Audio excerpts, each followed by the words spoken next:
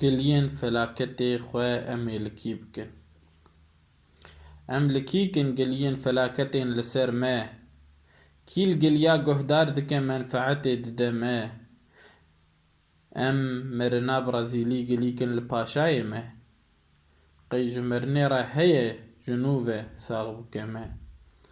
Colin em, lê ev heye gur bûye şivanê me. Colin em, lê ev heye cezar bû şivanê me.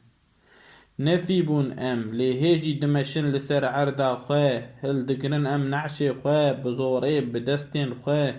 Di nav xwe de şîna xwemtînin ziman ji bo xwe. Lêbelê paşayê me? Her sax be paşayê me. Rehînt em hinek pakin, ne dinya hiştiyel me, ne jî dîn hiştiyel me. Serkêş û rêzanên me, hûn qet zelîl nebûne.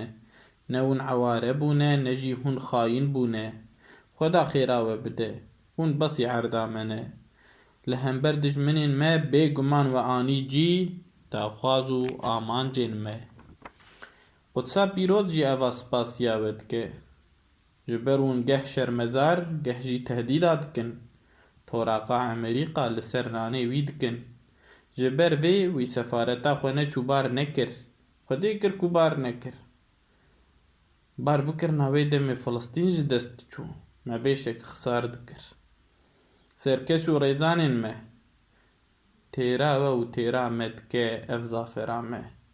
Hevdû pîrozek bikin. Hevdû pîrozek bikin ev pîrozbahiya me.